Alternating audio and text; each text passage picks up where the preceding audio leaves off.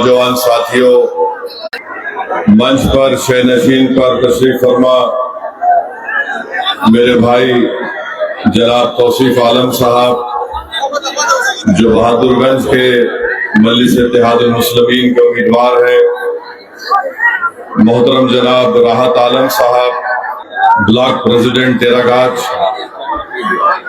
जनाब डॉक्टर तौसीफ आलम साहब, हमारे पुराने साथी नसीम आलम साहब, जिला सदर किशनगंज, मुश्ताक शमसी साहब, शमीम अख्तर साहब, अलहाज सलीम साहब, शहरुल आलम साहब, मुखिया सफदर आलम साहब, मुखिया तौफीक आलम साहब, हाफिज नईमुद्दीन साहब, मोहतरमा सैयदा फलक साहिबा जो हैदराबाद से तशरीफ लाई है, जनाब इस्माइल अशरफी साहब, सैयद मुजाहिदुल हक साहब, मिराज आलम साहब, अब्दुल हन्नान साहब, मोहम्मद शम्स गौरी साहब, मोहम्मद लईद साहब, सैयद हसन अहमद साहब और जनाब माजिद हुसैन साहब, जो मजलिस इत्तेहादुल मुस्लिमीन के बहादुरगंज के इंचार्ज भी है और हैदराबाद के रुकन असेंबली विधायक भी हैं।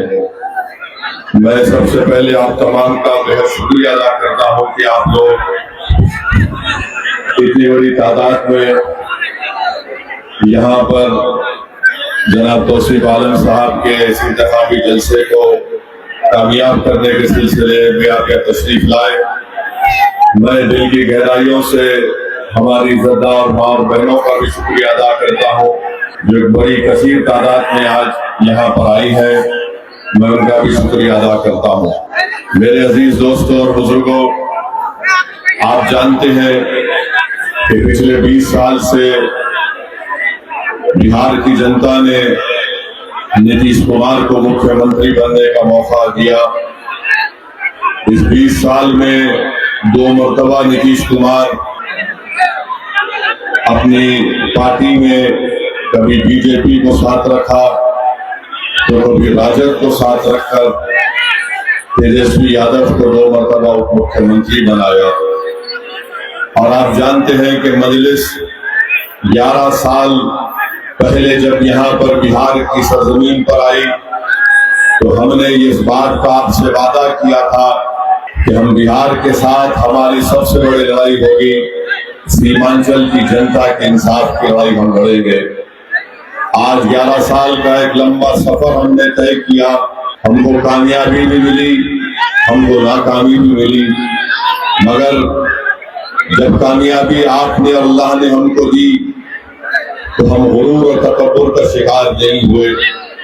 जब हमको नाकामी मिली तो हम आपको छोड़कर नहीं गए, बल्कि हम आज भी असदुद्दीन ओवैसी आपके दरमियान में खड़े होकर पूरी जिम्मेदारी के साथ हमारे बुजुर्गों को, हमारे गयूर नौजवानों को, हमारी माँ और बहनों को इस बात का आश्वासन देता है, वादा करता है कि अल्लाह जब तक असदुद्दीन ओवैसी को जिंदा रखेगा, मैं सीमांचल के इंसाफ की लड़ाई को जारी रखूंगा।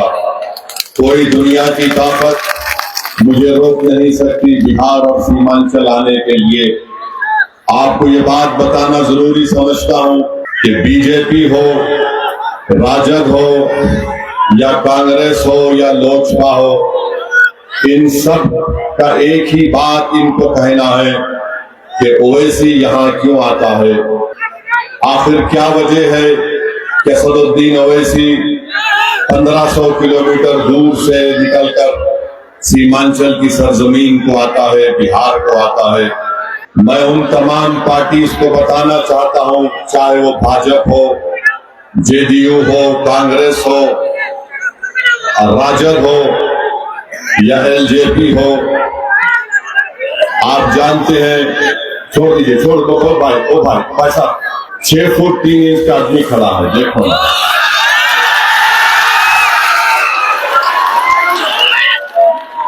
हमको देख लो, सुन लो बस थोड़ी देर के लिए। दूसरे हमारे सामने बाजू खड़े तो छोटे नजर आते, हमको सुन लो बस।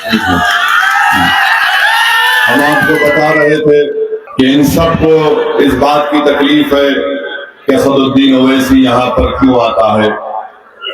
15 साल राजद की सरकार रही, 20 साल से जेडीयू की सरकार है, नीतीश कुमार मुख्यमंत्री है, कभी बीजेपी के साथ तो कभी तेजस्वी यादव के साथ और कांग्रेस के साथ। बिहार में आज क्या हाल बनाकर रख दिया। बिहार में प्रति व्यक्ति आई जो है आमदनी जो है, ये नरेंद्र मोदी की सरकार कह रही है कि देश के 27 प्रदेशों में जो प्रति व्यक्ति आई आमदनी है, बिहार का नंबर 27 में 25वां नंबर है। और मैं जिस प्रदेश से आता हूं वहां पर प्रति व्यक्ति आई भारत में सबसे पहले नंबर पर है। मैं जब वहां से यहां आता हूं, क्यों आता हूं कि मैं ये देखता हूं कि जब तेलंगाना में इस तरह का काम हो सकता है तो यहां पर सीमांचल और बिहार में क्यों नहीं हो सकता। 15 साल राजद की सरकार, उससे पहले चले जाइए 20 साल कांग्रेस की सरकार, अब 20 साल से जेडीयू की सरकार है। पूरे देश में 27 प्रदेशों में 25वां नंबर है बिहार का। अब तुम मुझसे कहते हो कि मैं यहाँ पर क्यों आता हूँ। मैं इसलिए यहाँ पर आता हूँ ताकि तुमको आईना दिखाऊं कि तुमने बिहार की जनता को कैसे बर्बाद करने की कोशिश की। फिर आप आ जाइए, हमारी माँ और बहनें मेरी बात गौर से सुने। एक माँ 9 महीने अपने पेट में एक बच्चे को रखकर जब पैदा करती है तो वो जो तकलीफ उस माँ को होती है जब अपने बच्चा या बेटी को पैदा करती है, वो सिर्फ माँ और उसका अल्लाह जानता है, रब जानता है। और इसीलिए हम मुसलमानों को रसूल अल्लाह सल्लल्लाहु अलैहि वसल्लम ने ये कहा, जब किसी सहाबी रसूल के सामने हजरत अब्दुल्ला इब्न उमर के सामने काबे के तरफ एक बेटे ने अपनी माँ को, ज़ईफ माँ को गोद में उठाकर काबे का तवाफ किया, आकर अब्दुल्ला इब्न उमर रज़ी अल्लाह तआला अन्हु ने पूछा कि बताओ कि क्या मैंने अपने माँ का हक अदा किया। तो अब्दुल्ला इब्न उमर जो फारूक आजम के बेटे, उन्होंने कहा कि तूने कुछ हक अदा नहीं किया अपनी माँ का। जब तेरी माँ तुझे जन्म दे रही थी तो तू उसकी इतनी तकलीफ को अदा नहीं किया।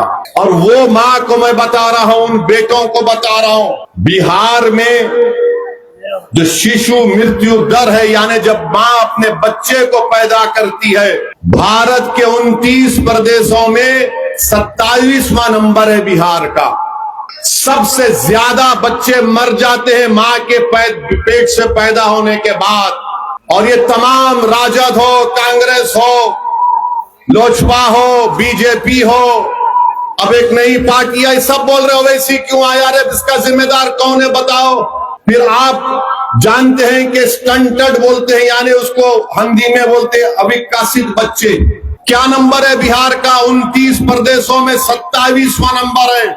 जो बच्चे बोलते हैं अंग्रेजी में वेस्टेड, बर्बाद बच्चे, बिहार का नंबर कितना? 29 में 27। कितने बच्चे जिनका वजन कम होता है कि उसमें नंबर क्या है बिहार का? 29 में 27। 20 साल कांग्रेस की हुकूमत, 15 साल राजद लालू परिवार की हुकूमत, 20 साल नीतीश कुमार बीजेपी तेजस्वी की हुकूमत। और ये आंकड़े हैं माँ और बहनों, जब आप 11 तारीख को वोट डालने जाएंगे, आप जानते हैं कि बच्चे को अपने पेट में रखना, उसको पैदा करना, उस माँ से पूछो जिसने 9 महीने पेट में अपने बच्चे को रख के पैदा किया, तो मालूम हुआ कि 4 दिन या 15 दिन के बाद उसका बेटा या बेटी मर गई। ये हाल बिहार का करके रख दिया गया। अब आप आ जाइए, स्कूल में कितने बच्चे हैं बिहार के? पहली क्लास से 8वीं जमात में क्या नंबर है बिहार का? 28 प्रदेशों में 24वां नंबर है बिहार का।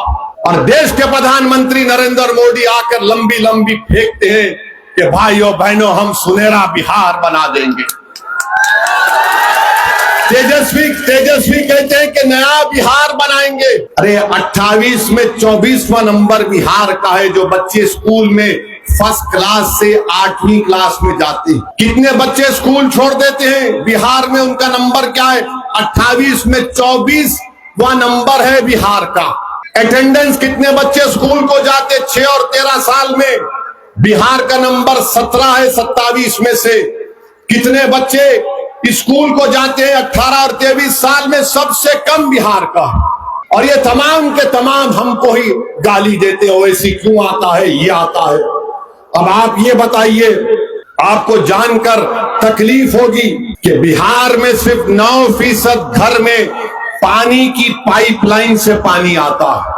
20 साल कांग्रेस की सरकार, 15 साल लालू परिवार की सरकार, 20 साल नीतीश कुमार तेजस्वी मोदी की सरकार, और आप हमको गाली देते हैं तुम सिर्फ 9% घर में पानी का लाइन लेकर गए और बड़ा दावा करते नल जल। अब आप जब सीमांचल की हम बात करते हैं, सीमांचल में आप देख लो कितना जुल्म सीमांचल में हो रहा है। हमारी माँ और बहनों, सीमांचल में सबसे ज्यादा शिशु मृत्यु दर, जो बच्चा अपनी माँ की कोख से पैदा होता है, सबसे ज्यादा मौत मुस्लिम और खवातीन के बच्चों की होती है। अब आप मुझसे कहते हैं ये क्यों होता है? आप जानिए, सबसे ज्यादा बिहार में गांव में जो माँ अपने बच्चे को या बेटी को पैदा करती है, सबसे ज्यादा 90% मुस्लिम हमारी बेटियां अपने घर में पैदा करती हैं। क्यों पैदा करती है? क्योंकि जिन जिन ने राज किया बिहार पर, वो अस्पताल नहीं बना सकते। मेरे भाई, थाली मारने के लिए नहीं, सोचने के लिए है। और फिर बिहार के गवर्नमेंट का डेटा है कि गरीबी रेखा के दर से बिहार में मुसलमान 50% गांव में गरीबी रेखा के नीचे जिंदगी गुजारते, शहर में 44% गुजारते हैं। ये किशनगंज का जिला है, यहाँ पर खवानगी का तनासुब खाली 55% है। 55% किशनगंज में है। और बच्चे जिसको मैंने अभी आपके सामने रखा, किशनगंज जिले में जिसको कहते अविकसित बच्चे, कितने हैं किशनगंज में? जिला में 50%। गरीबी कितना है किशनगंज जिला में? 44%। और कितना इलाका इस किशनगंज का जो सैलाब आता है, कटाव होता है, 55% इलाका जिले का सैलाब आता है। और ये सब के सब हमको गाली देते हैं। अबे यार, तुम लोग इतने साल हुकूमत करे, 20 साल कांग्रेस ने किया, 15 साल लालू परिवार ने किया, 20 साल नीतीश कुमार, नरेंद्र मोदी, तेजस्वी यादव ने किया, और तुम हमको बोल रहे हो। मैं तुम्हारे मुंह पर ये फेंक रहा हूं, अगर गीरत है तो तुम बहादुरगंज या सीमांचल में वोट मांगने मत आओ। तुम लोग, तुमने धोखा दिया इस जनता को, तुमने धोखा दिया इस जनता को। और आज हमको बोलते हैं कि क्यों आ रहे हैं? इसलिए आ रहे हैं ये नाइंसाफी को खत्म करने के लिए। हम कब तक तुमको डालकर हमारे माँ जो बच्चे पैदा करते हैं उनकी खबरों पर तुम अपने इख्तिदार के महल तामीर करोगे? हमारा बच्चा बेटी स्कूल को नहीं जाता, उनका मुस्तकबिल बर्बाद हो गया, मगर तुम्हारी औलाद का बेटा मुख्यमंत्री बनेगा? ये नहीं हो सकता है भाई। ये लड़ाई बराबरी की है, ये लड़ाई सम्मान की लड़ाई मजलिस इत्तेहादुल मुस्लिमीन लड़ रही है। सीमांचल के इंसाफ की लड़ाई मजलिस इत्तेहादुल मुस्लिमीन लड़ रही है। ये बात बताने के लिए असदुद्दीन ओवैसी आज आपके दरमियान में आया है, और हम आपसे वादा करके जा रहे हैं कि इंशाअल्लाह ताला। अब आप देखिए, सीमांचल की हम बात कर रहे थे ना, आपने नरेंद्र मोदी को सत्ता दी, 3 मर्तबा प्रधानमंत्री बनाया, नीतीश कुमार को सत्ता दी, 20 साल मुख्यमंत्री, आपने लालू परिवार को सत्ता दी, 15 साल मुख्यमंत्री, 20 साल में 2 मर्तबा तेजस्वी मुख्यमंत्री। अब बताओ सीमांचल में क्या किया?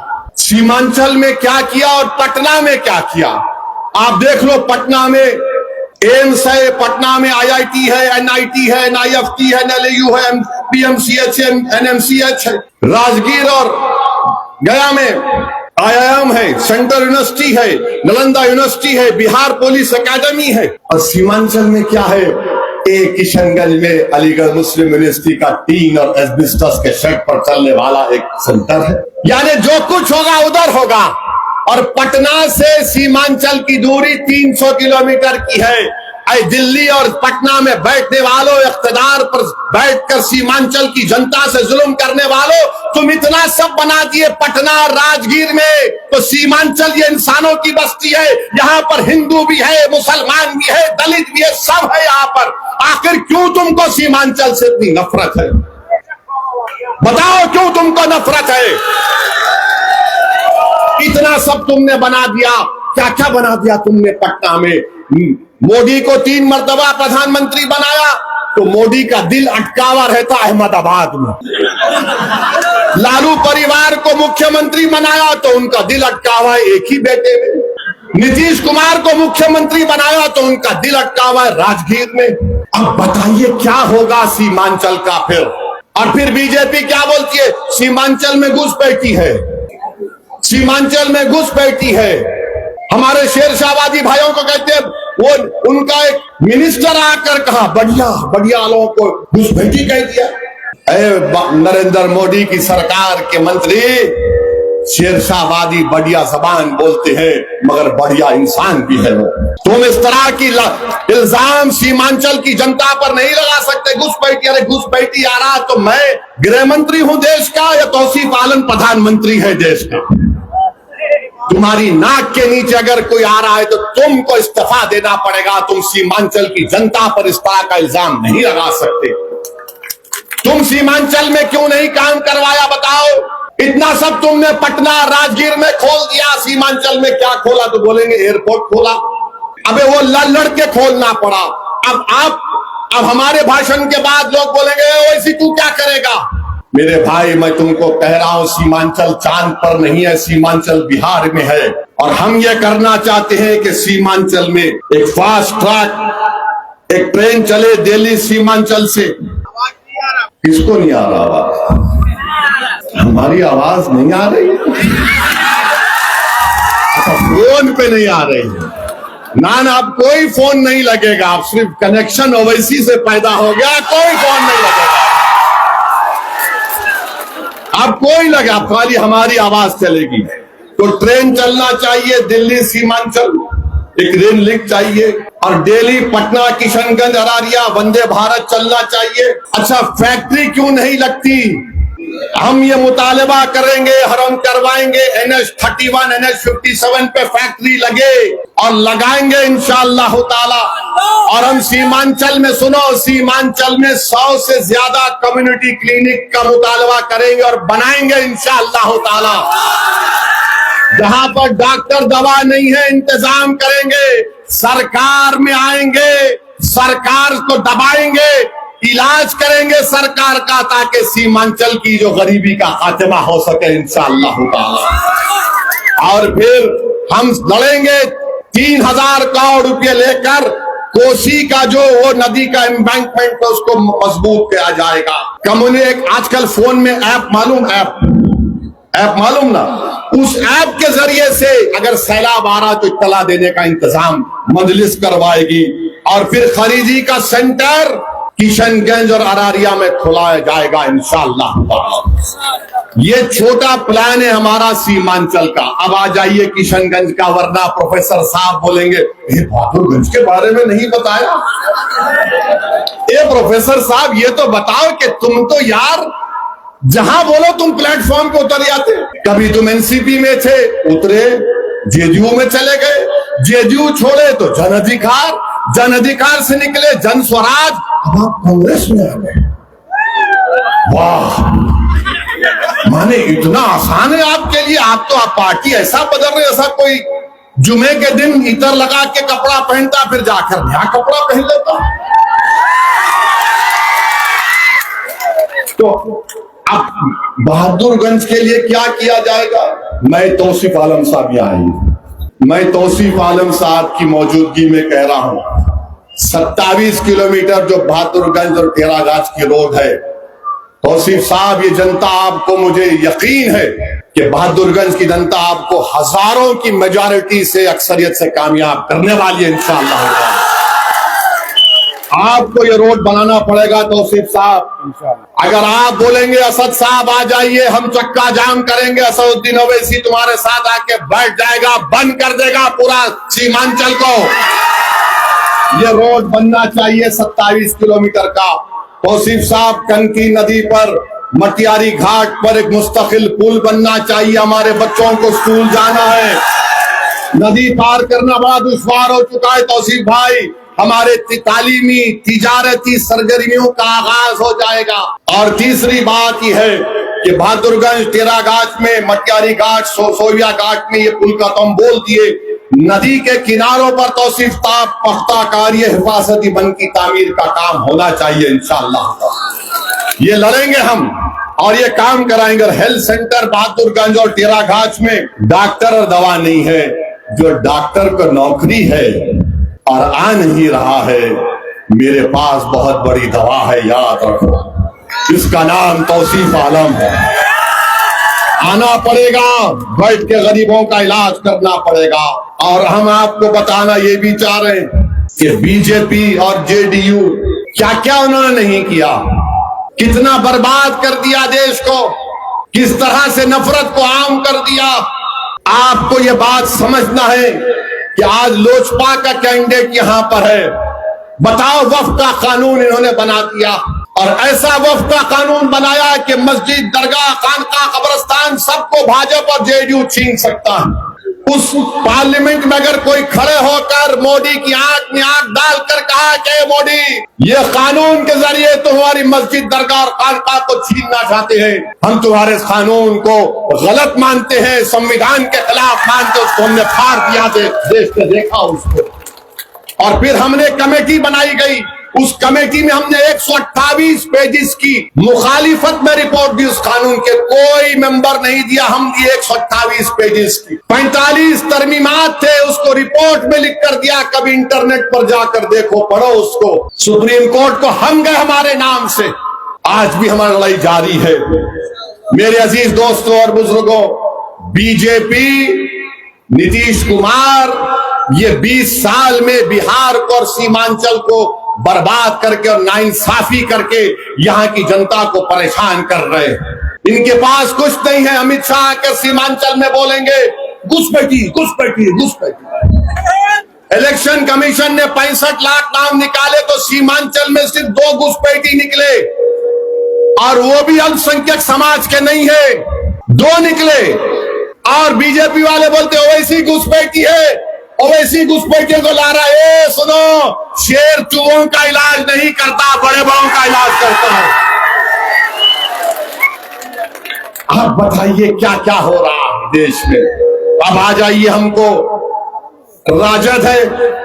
राजद के नेता ने कहा कि अगर हमको सत्ता मिलती है तो हम हर घर में नौकरी देंगे। बोला ना, कितना घर है बिहार में बताओ? बिहार में कितना घर है मालूम आपको? 2,75,00,000। कितना घर है? 2,75,00,000। यानी 2,75,00,000 जनता को नौकरी देना पड़ेगा ना। भारत सरकार के पास कितना नौकरी है?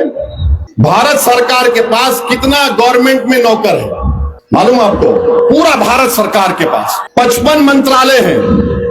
नौकर कितने हैं? 30,50,000। पूरे भारत सरकार में नौकर है 30,50,000। और तेजस्वी बोलता है कि बिहार में 2,75,00,000 लोगों को नौकरी दे देगा। अरे भाई, क्या कंपटीशन चल रहा है तुम में मोदी में लंबा लंबा फेंकने का? अच्छा, अभी अगर 2,75,00,000 लोगों को नौकरी देते भी समझे, मान ली, वरना बोलेंगे ओवैसी तेरा क्या। ठीक है, चलो, एक आदमी को तो कम से कम 25,000 देना पड़ेगा तनख्वाह। 25,000 देना पड़ेगा ना। अब 25,000 का अगर आप लगा लिए 2,75,00,000 तो करीब करीब 8,28,000 करोड़ रुपए होंगे। कितना होगा? 8,28,000 करोड़ रुपए। और बिहार का कुल बजट कितना है? 2 लाख करोड़। 2 लाख करोड़।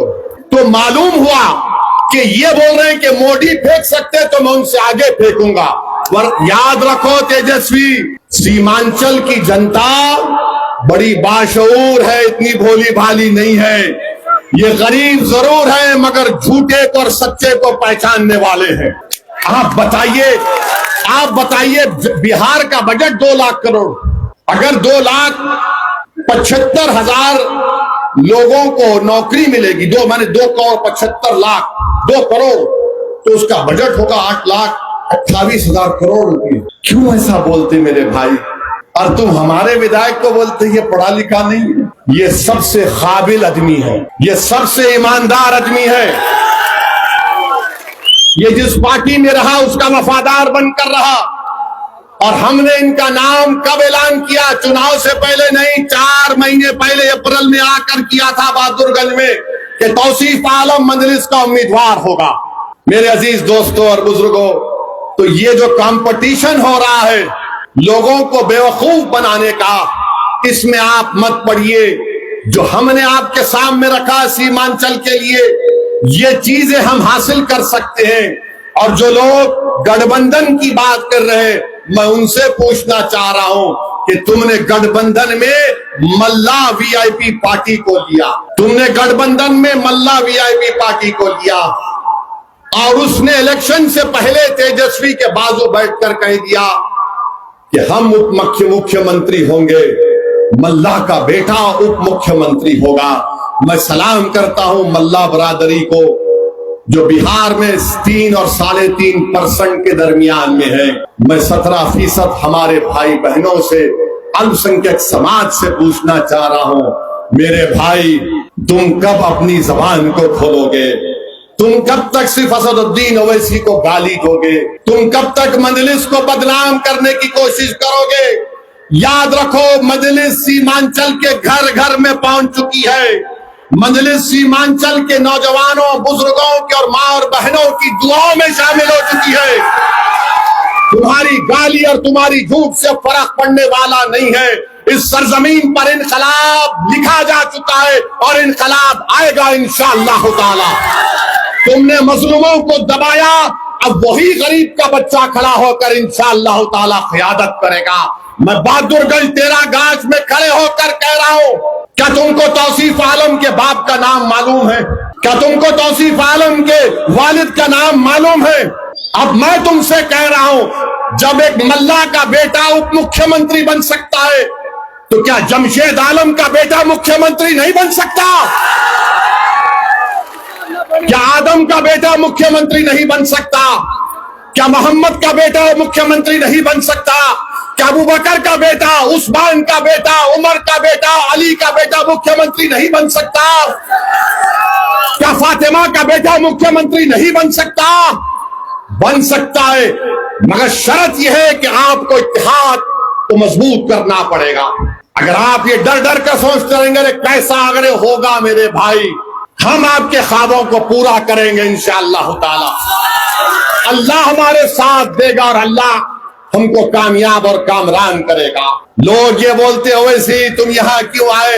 अरे मैं यहाँ पर आपको मुख्यमंत्री, आपको ताकतवर बनाने आया। अगर अख्तरुल ईमान अब्दुल रशीद सिद्दीक का बेटा नहीं बन सकता, बन सकता।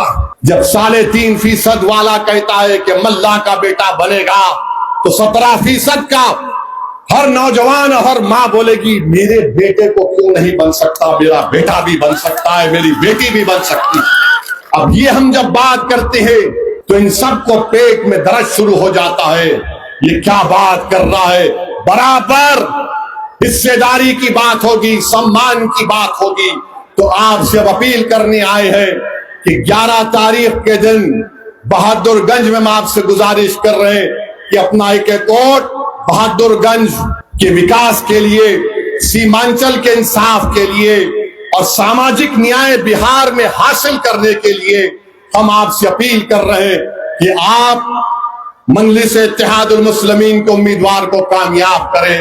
मेरे भाई 20 साल नीतीश कुमार के, मोदी और तेजस्वी के साथ, 15 साल लालू परिवार को इख्तिदार मिला, कांग्रेस को 20 साल मिला। एक मर्तबा आप पूरी ताकत के साथ मजलिस को मजबूत कर दीजिए। और मैं आखिर में हमारे अंजार नईमी साहब को भी अपनी तरफ से सलाम अलैकुम बोलना चाहता हूं। अंजार नईमी साहब, मेरा दिल आज भी साफ है। मेरी लड़ाई तुम्हारे से नहीं अंजार नईमी, मेरी लड़ाई उन लोगों से है, उन जालिमों से है जिन्होंने जनता के ख्वाबों को चुकनाचूर करने की कोशिश की थी। मेरी लड़ाई तुम्हारे से नहीं अंजार नईमी, मेरी लड़ाई उन जालिमों से है जिनके दिल फरेब झूठी बातों को तुमने तस्लीम कर लिया। मैं हमेशा लड़ता रहूंगा जालिमों से। मैं इख्तिदार की कुर्सियों पर बैठने वालों से पंजा आजमाई करता रहा और करता रहूंगा इंशाअल्लाह ताला। और याद रखो, मैं ताकत को देखकर डरता नहीं, बल्कि ताकत को देखकर कहता हूं कि अल्लाह की ताकत सब पे गालिब होने वाली और उस पर भरोसा करके मुकाबला करती। तो 11 तारीख के दिन क्या होगा? कहां बटन लगेगा? कहां बटन लगेगा? जोर से बोलो। तेरा घाट बताओ कहां बटन दबेगा? बहादुरगंज बताओ कहां बटन दबेगा?